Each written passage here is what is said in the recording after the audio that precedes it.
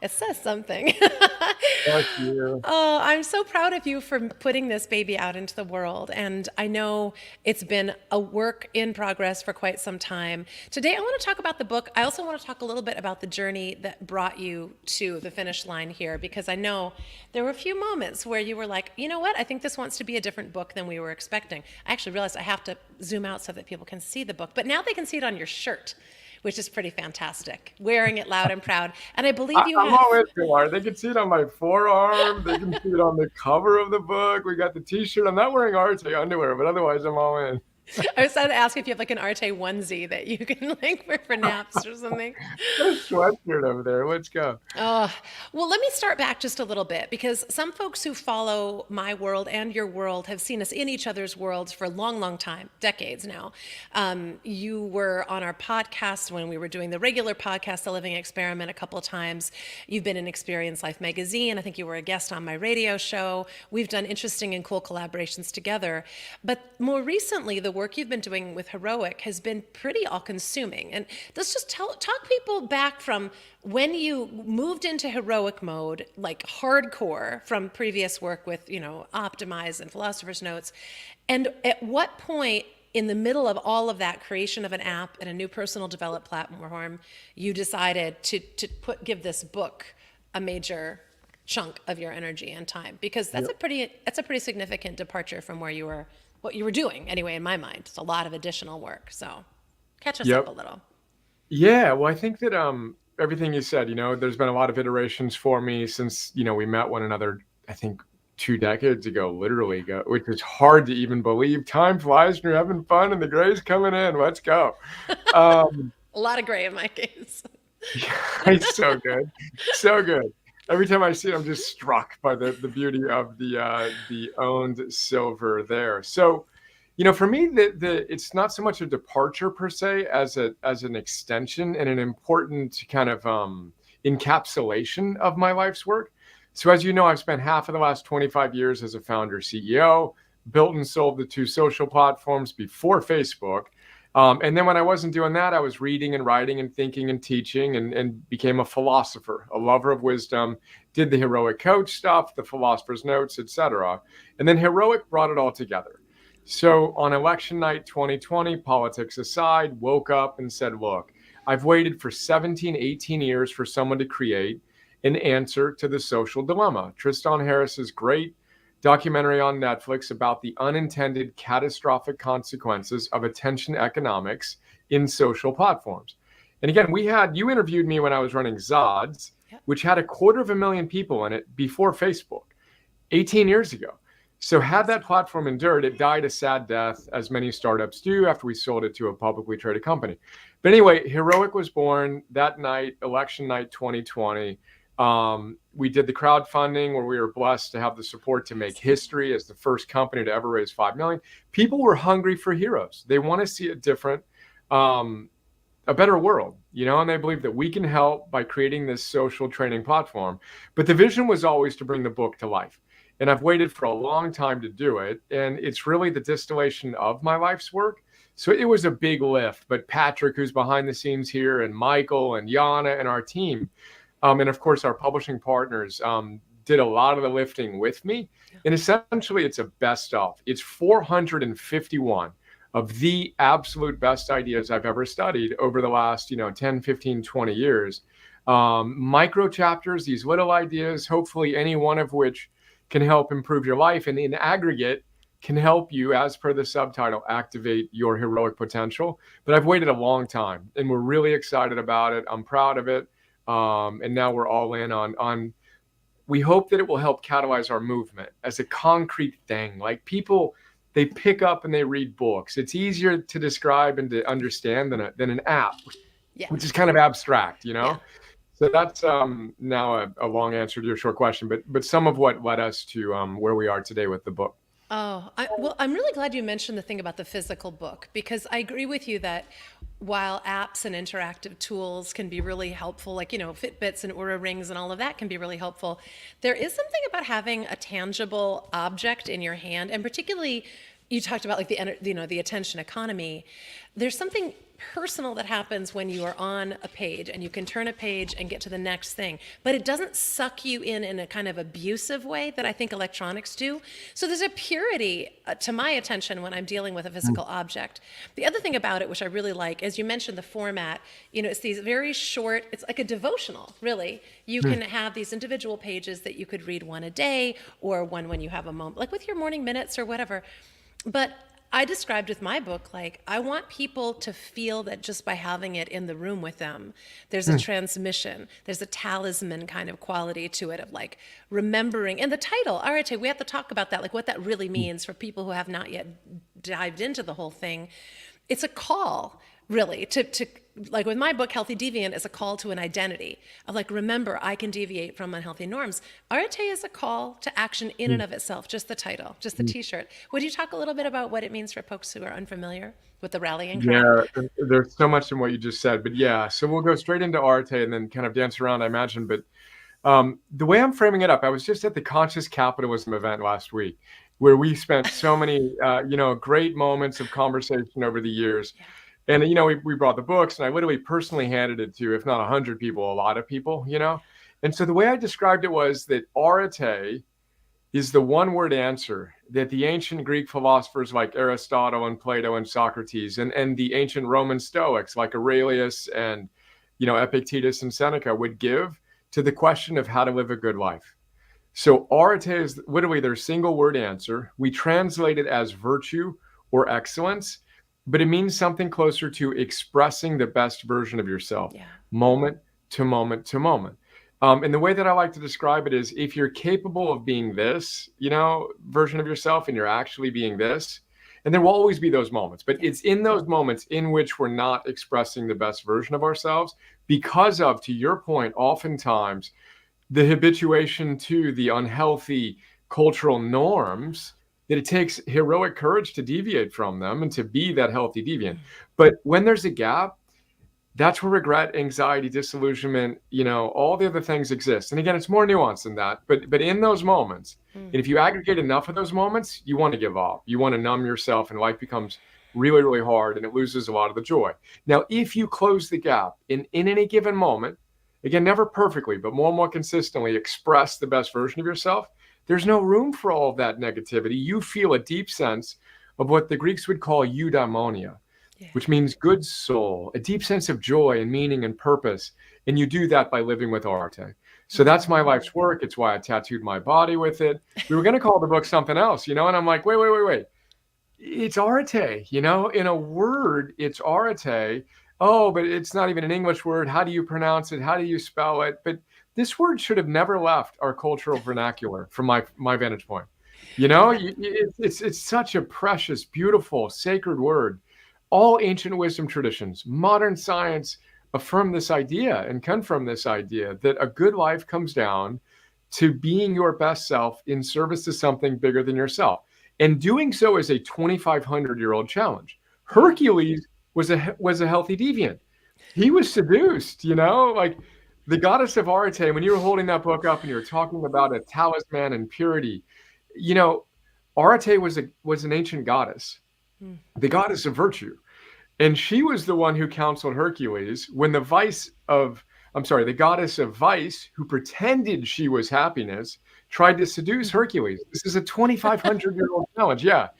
But you are literally, in many ways, the embodiment of that for me. And I've shared this with you before, with your Greek origins and that beautiful, austere, great silver hair. Oh, so good. But anyway, we tried to represent that in the book, by the way, to capture the elegance, the simplicity of the goddess of virtue, of Arete. So, that was part of the important visual design. Again, long answer, but that's Arete, and why it's so important to me.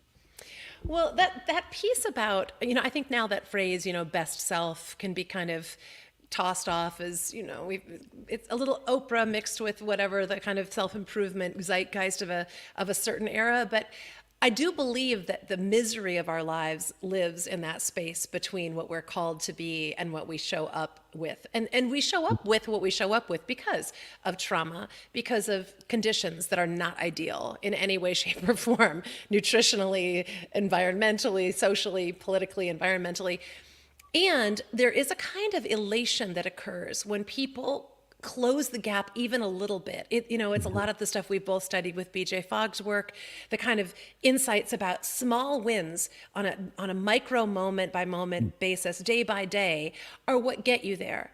And sometimes I think that it becomes a bludgeon and a self limiting thing for people to have this vision that's so far out away from them that they want to be, let's say, oh, Brian Johnson. And I get this, people like, I want what you have. I'm like, oh, I don't know. Do you want what I had in the 15, 25, 30 years living up to this? Do you want what I had this morning?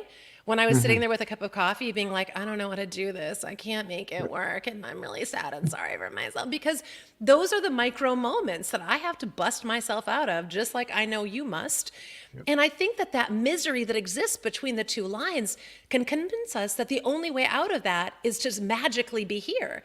And I really think it's like that journey that we go through going, I can show up a little bit differently. I could apologize, sincerely. I thought of you. Actually, just a couple days ago, I had a micro argument with my younger sister, who is the dearest, most wonderful human being. And sometimes, being sisters, we trigger each other. So she said something and I said something, and she thought it was a little judgy, and I thought the way she was saying it was a little judgy.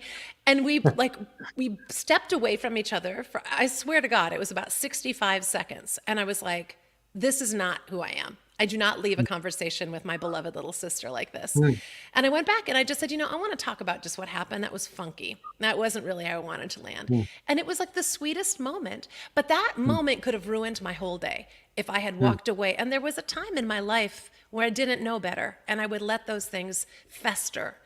And sometimes it's with other people. Sometimes it's with us. Sometimes it's in that space, the argument between.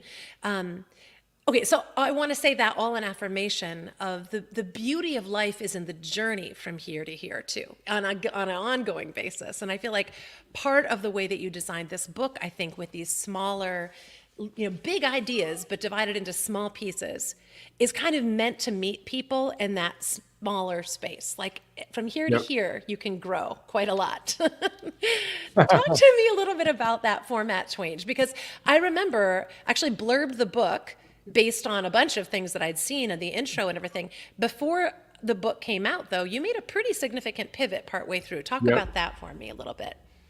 Yeah, well, first I want to highlight, if I can, just that it's a moment-to-moment thing. The hero's journey, the heroic quest, isn't a once-in-a-lifetime thing. It's not a once-in-a-decade thing. It's not even a once-in-a-year thing. And it's not even a once-a-day thing. It's actually moment to moment to moment. So for me, my example would be, we can start a stopwatch, rewind, within the last 24 hours, and you'll find little micro moments of that with me. I have an 11-year-old and a 6-year-old, very high energy. I have a very intense, opinionated wife, and I'm a very intense, opinionated guy. So, it's not about perfectly getting it right. It certainly isn't about shaming yourself because of the gap between where you are today and where you think you should have been. That's a source of great suffering. Nor is it about always looking forward and not appreciating where you are. The reality is, what I'm thinking about here is like a really engaged, heroic, Eckhart Tolle power of now. But what does that mean? But I think when we look at it and say, look, in any given moment, we have an opportunity to step in between the stimulus, our stress or overwhelm or whatever, and choose a better response. As Frankl said, in that gap between stimulus and response is our freedom. But anyway, for me, I do the same thing. I call it repairing, based on Dan Siegel's work of, oh, shoot. And then I model it with my kids. Oh, I just flipped my lid, he says. I got impatient, and this led to that, and I'm sorry is the quickest way to repair. And if I could rewind, I would have done this. Yeah. So that's a big practice for me, and a really important thing to emphasize. That we're not talking about photoshopped, airbrushed, I'm perfect. And boy, if you work harder, then maybe one day you'll be as perfect as me. Bring Alexandra in here. She'll tell us. You. And so that humility, I think, is important. But I love the way you framed it up. But it's a moment to moment to moment heroic quest. There's always that voice literally begging us to be our best selves. We just need to more consistently, embrace that. And before I get to the book, BJ Fogg, in one of the early chapters, I talk about this. Most people think because they've failed to change their life or to change X, Y, and Z, or X, Y, and Z behavior, that it's a character flaw. Something must be wrong with me. He makes the really important point that, but what if it was a design flaw? What if you've never been taught how to actually effectively change your life? And what if we approached it with compassion and excitement, and not as a chore, but as a gift you're giving to yourself? And then we got good at it and we put in the effort to master a craft of behavioral change. But there are certain tenets, design tenets, that we can employ that will make it a lot more fun and easy to change our lives. But that arose for me while you're reflecting on that. And I'm happy to immediately go into the book, or do you want to talk about that? Because I just said a lot. No. I mean, we're going to be talking about the book. Well, we're going to have a while to talk about the book. But I will say, I think, one of the points I make in my book, too, is that relative to the design issue, is that our behaviors, our choices are constantly being designed by the society that we live in this unconscious sometimes way. But we often fail to remember that this way that we're living now is one that predisposes most people to making less than ideal choices all day long, to having less than ideal reactions, to having post-traumatic responses and reactive responses, and to robbing us effectively of a lot of the more conscious opportunities we might have to make choices. So in the Healthy Deviant, I talk about the fact that there were 2.5 million years of human history where we lived as hunter-gatherers, mostly in tribes of mutual support and survival.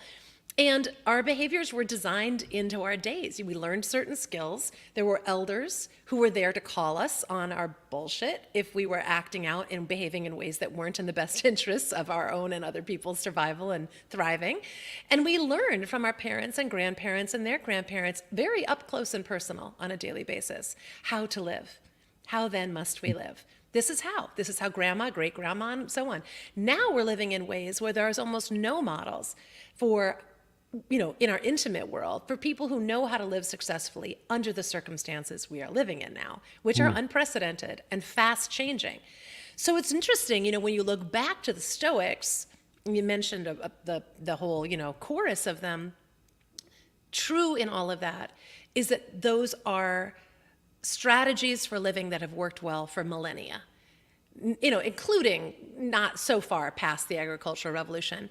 But even so, applying Stoic principles in the current universe that we're living in, with the distractions of electronics, with the incursions of messaging that gets us everywhere, you mentioned the 2020, the insanity of the election cycles that we go through and the kind of results of that, the frenzy, the response, the anger, pulling people back into moments of choice, moments of clarity, moments of belief that they can do it, I feel like is a very different job now than it might have been at the time of the Stoics. There's more noise to overcome, there's more friction, and I think there's more cycles of trial and failure.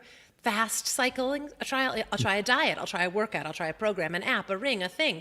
And when people have those repeated experiences of not living up to the ideals or standards that they've had, and sometimes it's reading Stoicism, it's like, this is who I want to be.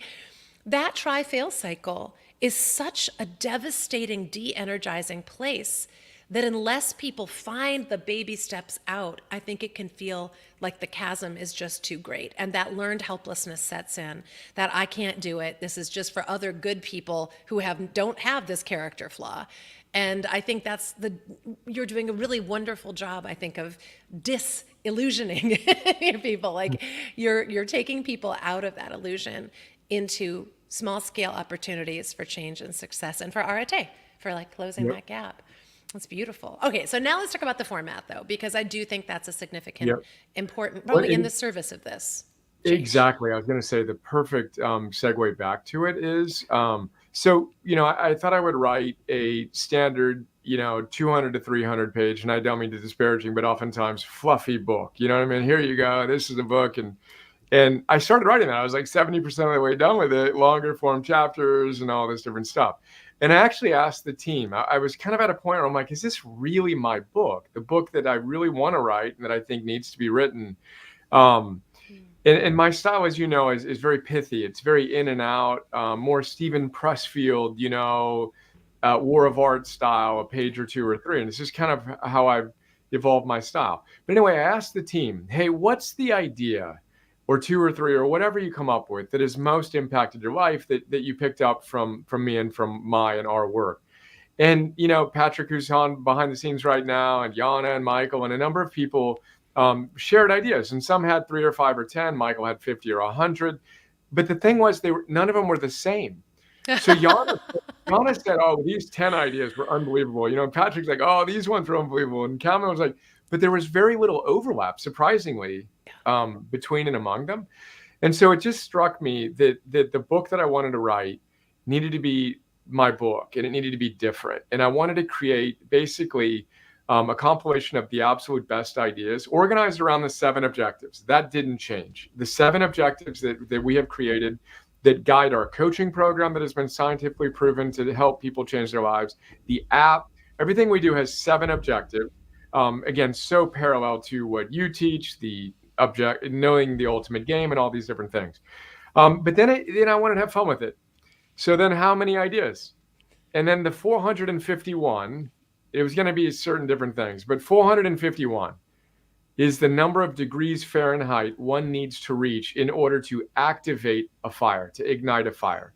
So there's a scientific term called activation energy, where one thing becomes another thing at a certain threshold that must be met. So if you want to boil water, 200 degrees won't do it. 210 won't do it. 211 won't even do it. 212 degrees precisely, water begins to actually boil. Now, if you want to create a fire, nothing happens until you reach 451 degrees Fahrenheit. Then paper will be ignited into fire. So the idea was, here are 451 micro ideas, any one of which may help you change your life, but in aggregate will hopefully, as per the subtitle of the book, activate your heroic potential. So that's kind of how we evolved. And it's a 1,000-page book. I mean, the playful thing is it's War and Peace meets War and Art, War of Art, where it's pithy micro chapters, but it has a little gravitas to it, a weight to it, which we wanted. And we wanted to create something that was just different, aesthetically, design-wise, and kind of a felt sense. Yeah. You can pick it up and start anywhere you want, or you can start from the beginning and read through. But that's the idea: more wisdom and less time via these little chapters that I haven't said it out loud, but ancient wisdom and modern science. That's kind of my thing. Ancient wisdom, modern science, frankly, common sense that needs to become common practice. And then give people the agency, the hope to believe that they can do it, which is another big part of my work is, no, you're closer than you think. Yeah. It's not going to be as hard. It's going to be harder than you want, but not as hard as you think, is kind of how I playfully set it up, and then we just need to get to work, give it time. And let's aggregate and compound these small little gains in community, by the way, is another really important aspect of my work, our work. And then we can do it. And by the way, we must do it. So, the idea of being heroic means something very specific to me. But from my vantage point, we're facing historically significant challenges. I think when we look back 500 years to this moment, Goosebumps, it's a time that is demanding each of us to step up, be healthy deviant, to show up as our best, most heroic selves, protect the things we value, the values, the virtues, our families, our communities. And if not us, then who, and if not now, then when, kind of thing, to truly operationalize these ideas in a practical, grounded, everyday kind of way. That's again, now a long answer to your question about how the book evolved, but what we're excited about. Well, and back to community, we've got some really lovely comments from folks. Rosie says, wow, and also amen. She's one of the members of my community. And here's Rebecca who's saying, guess what? Didn't realize you had a book coming out. Woohoo! Now we know. That's wonderful. Tony, who says, I've only been here a couple minutes, but already I've heard a ton of gems. I really needed to hear this today. Thank you. Oh, that's so great. Tayo, maybe? I can't know. Tell me if I got that wrong, but share. Your loved ones need to hear this. Let's get to a better world together, guys. Right on. Yeah. Oh, and here's another. This is really neat. So I will say too, I think, how do I articulate it? what you were saying about it's going to be harder than you want but easier than you think, I remember, if I cast my memory back to my own journey, oftentimes there would be a period of months or years leading up to a state change for me where I would get progressively more miserable, like the pain would build up, disappointment in myself, the physical discomfort of carrying around, whatever I was. And then it would be like some state change would happen. Pressure might build up, or an opportunity or a catalyst would arrive. And in my case, a lot of the times what they were these little small scale experiments. Sometimes I would hear a conversation like this and I'd be like, oh, in that moment, I could leave my unopened mail in a pile on my counter, or I could open the mail and like put in recycling what needs to be the recycling. I would complete this one little task and I would be like, oh, that was actually easier than I thought it was going to be. But what else might be easier? Maybe cleaning my bathroom, maybe, doing some push-ups or whatever. And what I would often find was that it was like a little swinger, a door or something. And there was resistance on the very front of it. But once you started going swoo, you'd get the going swoo. Once you started going through, you get the swoosh. And that was sort of, how like it leaves wind when people are going around those revolving doors. You can create your own. I felt like I could create my own tailwind, but I would forget from time to time. There could be weeks or months or years initially. And as my journey continued, I got less rolled over by these long periods and more inclined to be like, no. I know how this works. I conduct an experiment where I see if I can bust myself out of some small rut or some habituated behavior that isn't working for me, or an attitude, even a mental attitude. And instead of being angry and frustrated and blaming and victimized, I could shift into a what if. Like, what if I did it differently? Even if I feel this way, what if I just did it anyway? Acted like a person who cleaned her bathroom. Maybe just the mirror. And it was incredible to me how often this seemingly big change, that activation could happen from, like you said, from 450 to 451, two very different things. And it reminds me too, Brian, of this scene I use a lot in my own presentations of Castaway. And Tom Hanks is the character who's like, he's marooned on a deserted island and he doesn't have any outdoor skills or survival skills. And he eventually has to figure out how to make fire, or he's going to die. Realistically, he cannot survive without it. And the scene where he is learning to make fire by like basically rubbing two sticks together is painful initially to watch because he's just not getting it and injuring himself and he's sweating. And finally he has this insight that a little bit of air got through a crack in the wood and it pops off and it's like a little bit of fire, but he's like, oh my God, the air got to it. And he suddenly has this instinct and awareness that of course fire takes oxygen to burn, but now he does it and it pops off and it's just like it changes everything. But if he'd given up one, before that, the crack wouldn't have happened, the oxygen wouldn't come in, and he probably would have just perished, no fire, on the deserted island. And I think we have, when you say community, I think one of the greatest values of community is that we encourage each other to remember those moments of like, just a little bit further, try it just another way. Maybe it's just a state of grace that's going to happen tomorrow. Or, with addiction, it's one day at a time. And some moments seem so difficult that they can't be gotten through. And then the next minute it's behind us and it's a story we're telling. So I think it's pretty powerful stuff. And back to the format, I think the combination of lot of little entry points into a bunch of very big ideas is a very generous way to interact with audiences of this time. And for my book too, it was like 5 parts. Open it wherever you want. I have a lot of people in my community now kind of oracle reading, which I'm a big fan of, by the way, where you open the book and just be like, and I could see how with Areté, that could be a really fun game to play. Like, what do I need to know today? Ballet, anyone? I can't wait to find out what that's about. So how has response been from your early readers? What are you hearing back from people? We're so blessed. Everyone has been so gracious. We've sent out a lot of advanced reader copies to people that have bought, kind of the pre-order or whatever. The feedback's been great, and affirmative of exactly what you're highlighting. Just that, again, it's ancient wisdom, modern science, and just common sense that's made into a practical set of tools. A I'll tell you what, we've been blessed. You wrote a beautiful endorsement for the book. We've been blessed to receive a number of endorsements, some of which make me blush. But the one that Yes. frankly most struck me was a new friend of mine who's a military officer who left the book in his car, and his 11-year-old son, there was a soccer tournament for his brother or something. 11-year-old son found the book, picked it up, and stayed up late on a Saturday night reading the first 100 pages. He was so engaged. So it gives me goosebumps saying that. Like, I'm like, oh, that's it. Because I dedicate the book to the reader, who is the hero we've been waiting for, my wife and my kids, and then the readers' kids if they have them, and this idea of raising the next generation of heroes.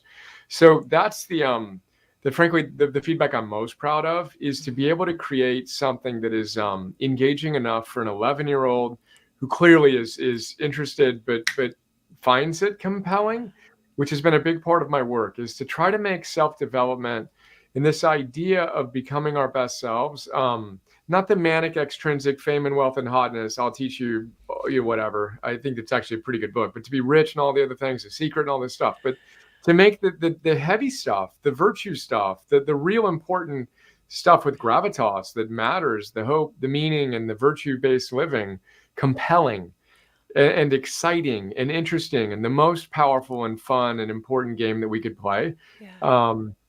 So that's been some of the feedback, and again, just feel blessed and excited about it. I mean, I'm proud of it. We worked Yeah. hard. I've worked hard for the better part of half of the last 25 years putting this thing together, and we're really, really you know me. I've been a hermit. I've been in a bubble wrap, just kind of reading and writing and thinking and whatever. Everybody else can go promote. Now I'm like, no, I'm all in. We really are excited about this as a way to help catalyze our movement, Yeah. we hope. And yeah, so that's Yeah. where we're at. Well, we would be remiss if we didn't talk about the movement and about the platform, the app, the community that you've been building, because I do think choosing to live this way is a departure from so-called normalcy. And I often talk in Healthy Deviant world, we talk about the importance of first becoming aware, amplified awareness. Second step is preemptively repairing yourself so that you don't get overwhelmed by the damage that's being done to you by being in an unhealthy culture. The third part of it is raising your game. And this is a big chunk of what I feel like this is a great guidebook to, day by day, how to raise your game, while also building your awareness and repairing yourself. But for me, the fourth part is a phase I call be the change. And in phase 4 of my Healthy Deviant You work, phase And 4, you did that artwork as well, yeah, didn't you? I made the little guy. Very good. It's very Everything has a little image. good. I But love this it. is about stepping into your Healthy Deviant identity and about gathering and building your own Healthy Deviant community, or your Areté community, your heroic community. If you are hoping to elevate yourself, it's purely selfish for me, honestly, to surround myself with as many other people who are walking this path as I can, because I need the buffering from the unhealthy world. I need the encouragement on a day-to-day basis. And I need the proof of concept over and over again that yes, these small-scale decisions that we're making on a daily basis do make a difference for me and for other people. I get inspired all the time. People like Rosie, and she says, look at this. It's amazing the difference encouragement makes. Yes. And I get encouragement from those folks. Here we go again. This is amazing, by the way. I'm loving this. Let's go. I love this. See, every single person I love about and telling other people about the greatest thing that you've been lucky enough to discover is so generous. It's also selfish. Like, I want to program reality in the best possible way, and each of us casts. It's like, if you've ever seen, remember during COVID when they would show us what a cough does on an airplane, and it's just like the microbiome of that kind of bad version of contagion spreads. The same thing is true of our positive contagion. It really, if you get a density of enough people kind of positive, bouncing positive germs or vibes off each other, it's catching. And I do think whether you have your own biological children or you just look around and care about the generations coming up with you, whether they're plants or animals or people or forests or the climate, whatever, if you give even a small crap about any of that, knowing that the small daily decisions that you're making to close the gap between kind of crappier than it needs to be and as good as it possibly could be. Like that is an exciting place to play with other people. It's a beautiful form of co-creation. It just gives me like this TJ says, another healthy deviant saying, yes, beautiful. Oh, that's so great. I love it. Okay, so let's talk a little bit about the platform and the community and the social movement, though, because this book is really, I can even see, I can't remember, I opened it up the first time to the page with a QR code on it. And I was like, oh, yeah, because from here, I can just hold my little phone up, and instead of being sucked into the unhealthy default reality, I can get sucked into heroic reality. So how do people proceed from book to platform, platform to book? What's the voyage and what's involved? Yeah, so then the Heroic platform is part of Heroic Public Benefit Corporation, but the idea is it's a social training platform with guides. So again, on election night, had the vision for Heroic. The vision was an answer to the social dilemma, where we use the best of social and persuasive technology. There's nothing wrong with those technology tools in and of themselves. It's neutral, it's fire. It's when they are used by individuals who may or may not be driven by virtue within the attention economy that things get weird fast. So we wanted to create a platform that used the best of social and persuasive technology to bring out the best in individuals and in humanity and together. So we partner with the same company that built Slack, Tinder, Uber Eats, and Elon Musk's new business, Neuralink, who are fantastic to build the platform. And again, we spent a lot of money on it. We wanted to create something that was very engaging, that took the best, but again, applied it to the best for each of us. But a hero, when they go on their quest, what do they get? They get a guide, and then they get buddies. So Harry Potter gets Dumbledore and gets as a guide, and gets Hermione and Ron as buddies. But then the hero becomes a guide, right? And this is how, in the fictional world of Harry Potter, after Harry and Hermione went through enough quests, they trained the Hogwarts students, and it's together that they won the battle between virtue and vice. But the platform is built such that a hero comes online and they can connect with me as the prototypical guide right now. We have a lot of content via the Philosopher's Notes on your book and hundreds of books and other content. But then, the next step vision is you, Pilar, are one of our prototypical guides we're excited to shine a bright light on, because the reality is anyone who is here with us today connecting, those of us who are here have more in common with one another than most people in our lives. But where are they going to connect? Facebook wasn't architected for that, and Instagram and other places weren't connected to connect you to the individuals within that community. And to state, it isn't obvious, but to state the scientific fact, the fastest way to change your life isn't to listen to another podcast, read another book. That will help, but the faster and fastest way is to join a community with high standards. And when you do that, you get the encouragement, you get the embodiment, you get the wisdom and the discipline and the love and the courage and the gratitude and the hope and the curiosity and the zest from a group of people, and your life changes. Where the unhealthy norm is reset to a new standard within this environment, that's the social training platform. We're in private beta right now with a small group of X thousands of people within our community. But in 2024, we're really excited to open that up, to invite you to join us and your community, and kind of a community of communities, all aligned on these ideals, all supporting one another, offline, online, and offline. So one of the big visions is we want heroic local communities in 1,000 cities in 100 countries around the world. We had volunteers in nearly 800 cities in 80 countries when we asked our community if they'd like to do that. So we're really, really excited. That's the Heroic platform. We linked to it in the book. You had a little link, but that's heroic.us, where you can find Heroic, the training platform, in iOS and Android app stores, et cetera. And the book is kind of our offline, easy, hey, here you go, way to introduce people to the ideas that we're talking about, find resonance or not. And then there's many opportunities within the book to kind of go deeper into the content we're talking about and the community we're talking about. I just love that. Well, it's been interesting to me, just the people who've been chiming in here, Rosie, TJ, others who are part of my Healthy Deviant U community. I have found many of them have ported back and forth between our worlds. And I often say, it's a great thing to have more than one. It's a great thing to have, the book club and the wine club and the We're little twins league though and the too. But come on, you got we're separated at birth. We got the masculine and the feminine expression of the same basic ideas. So yes, and we happen to be closely related in a philosophical and spiritual sense. But yes, Oh, it's so true. And I value that so much. I often say, I'm very open with people about that in my world. I'm like, Brian is very similarly wired up for me in terms philosophically. He's a lot more yang energy than I have. And, I've heard you say that too. It's like, I'm kind of a feminine embodiment of you. And I love that we have both because sometimes when I need a little, I like go to your stuff and I'm like, okay, come on, Pilar. Come on, come on, come on. And I get a little tough love. I get a little like, what next? What next? Do the thing.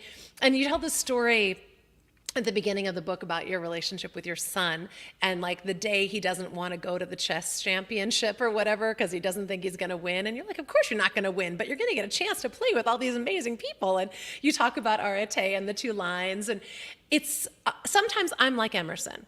I need a little bit of that because I can be gentle with myself to the point of kind of in yoga world they say you don't want to be at a point of being so gentle with yourself you're kind of ignoring yourself or under leveraging your capacity or failing to challenge yourself in some way. And then there are days where I'm just like, oh my gosh, I just really do need to lie down. I need yep. a little fainting couch. And I like having access to both. So for people who are in my world who haven't yet somehow, I don't know how that would be, haven't discovered you, either place, start with the book if you care to. This is a lovely thing if you're looking for sort of a lighter entry point or at your own point, at your own pace kind of entry point. This is a lovely place to begin. Or if you're ready to dive in, getting into the community both and is probably ideal because you can pace yourself either way, right? I mean, these are all self-guided. No one's Yep. going to force you to do anything you don't want to do, right? Yeah, and I love it too. Just your expression, and you just say it out loud, and I say it nearly every time we talk. You're tied for first, wisest person I know. So when I'm looking to understand a subject, and I want a balanced, grounded opinion, not the ideologically I stopped thinking about this critically years ago perspective. It's like, what do you think? Tell me what I should be thinking and how I should be thinking about this. From my brother's cancer diagnosis to countless other instances in which you were really, really just a foundation. It gives me tears in my eyes. A foundational guide for me has been a beautiful thing, and so I want to celebrate you on that. And then the perspective on that virtuous mean, as Aristotle would put it, there's a vice of deficiency where you aren't pushing yourself enough.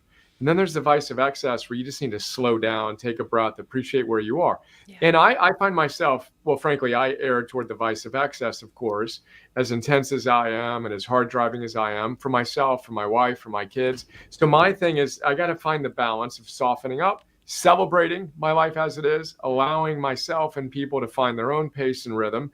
But we each need to find our own virtuous mean. But I think that's really important to highlight the importance of that and then own our idiosyncratic expression. I jokingly say the world doesn't need another me.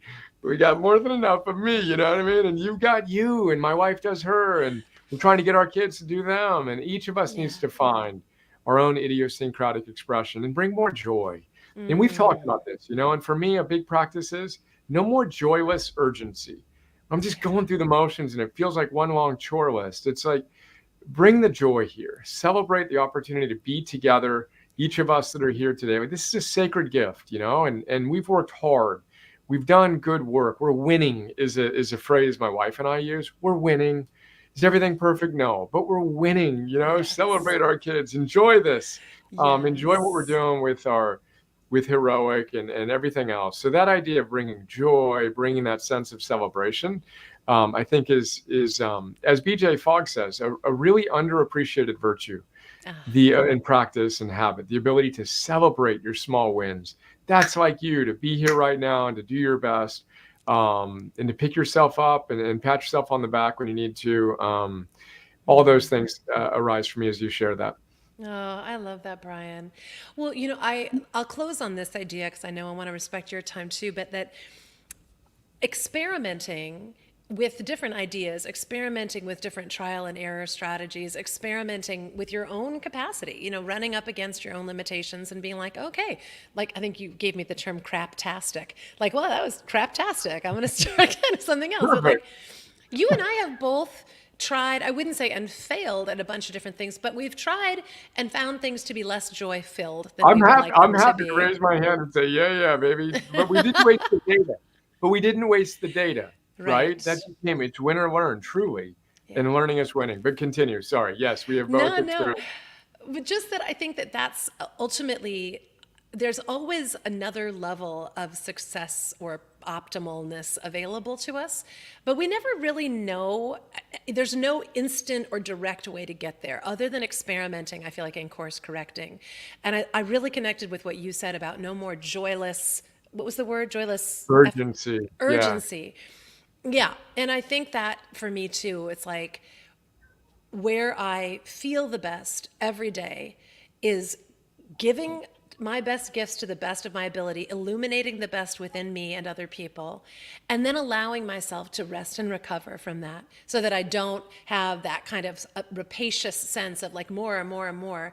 And I love that we get to do this work together. And when I'm at the edge of my limit, I'm at the edge of my capacity, or I've gone over it a little bit and I feel like, oh my God, I'm screwing this up, or it's not right.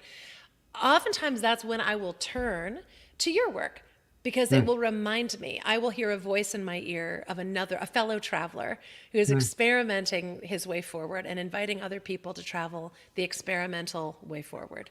And Oh my I'm goodness. so glad we're doing it together because we need each other as guides I, every part of I, the way. if I may riff on that briefly, because I Of love that course. and I love you, and just I'm honored to be to play that role with you. Um, the Stoics come to mind. So the Stoics were, and I forget who I got the joyless urgency. I'm really disciplined in attributing phrases and things to people. I got that from someone, and I wish I knew. It was a time management book. Patrick may know and may be able to share it in the chat here. It's that one. I haven't done a note on it yet. Gosh, I wish I knew the author's name, but it's a great phrase. But the Stoics were philosophers, lover of wisdom, and they celebrated how hard it is, but they were also joyful. They were not joyless. Their whole thing was remove the thoughts that are getting in the way of your joy. They were not automatons. They were very joy-filled individuals who could radically accept reality and then choose how they would respond to their thoughts and behaviors. But they kind of threw some shade at what they called the sophists of the day.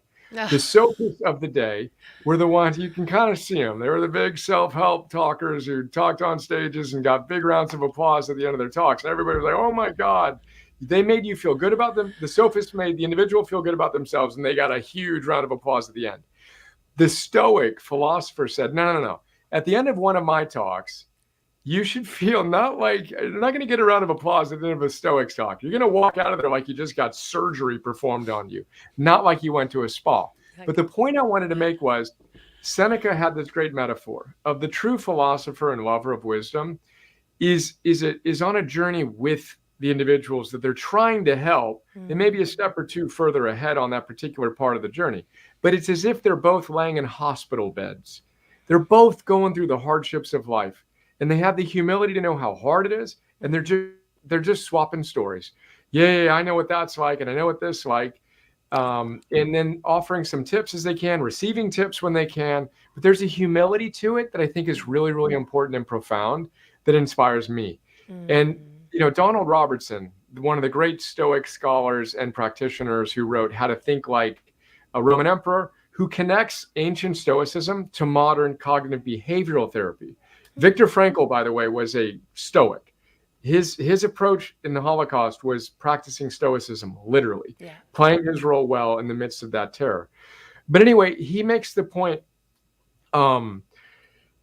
that I was doing a chat with him, and he said, look, mastery modeling is dangerous. If you look at someone you admire and all you see is their perfection, you will be less psychologically healthy by looking at them. And again, I'm not on Instagram. I don't do any of that stuff. My team does some stuff, but we're creating our own platform. Yeah. But what is healthy is when people like us who have been blessed to be in a position in which we're talking and we're kind of in that guide position humbly, when we share our challenges and how we cope with them, rather than try to pretend like we've got it all figured out once and for all and we're masters without flaws. Yes. That's a really healthy thing, to model what it looks like to have a level of joy and meaning and purpose, however imperfectly, but then to talk candidly about and humbly about our challenges. That's really important. And again, we're back in the hospital beds talking to one another about, yeah, that was hard. Let me tell you, and I tell you in the book about my argument with my son. He calls me a jerky face. I'm like, all right, buddy, I'm not a big fan of being called a jerky face. Anyway, I love this dynamic and your realness and authenticity. And let's go. Well, the one thing that we didn't, oh, so I was going to, learning aid. This is, by the time you get to page, wait a minute, it's page 5, you get the activate your heroic potential invitation with a QR code, which is incredible. And that will take you into the vortex of all of this: the wisdom, the discipline, the love, the courage, the gratitude, the hope, the curiosity, and the zest, and the opportunity to raise your game without wearing yourself out. And I think, that's really important too. You raise your game is my term, but playing the ultimate game, knowing the ultimate game and Yep. playing it well. Yep.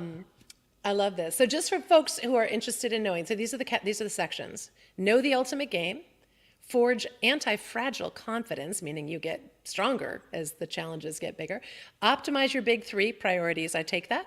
Make today a masterpiece, master yourself, dominate the fundamentals, and back to activate your superpower. 451 degrees, mind you, not 450. So you get all of that and more with the book and with heroic.us. Again, if you want to check out the book, and this is in pre-sale now and soon will be available everywhere, but order it now, right? Like people can get it on Yeah. a neat bundle. November And 14th.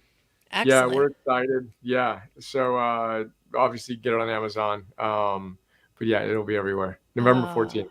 Bless and you, Sister Pilar. you are We so love you. welcome, We Brother appreciate Bry. you. Oh, I appreciate you too. Keep up the great work. Thank you for having the courage to walk your own path and figure it out as you go, experiment by experiment. And yeah, lots of compliments and nice notes in the chat too. And thanks to Patrick for being with us today, hanging in with us. Thanks to all of my Healthy Deviant friends who showed up. Let's do this thing together. Healthy Deviants unite, and Areté for everyone. Bless you. Bye, Bry.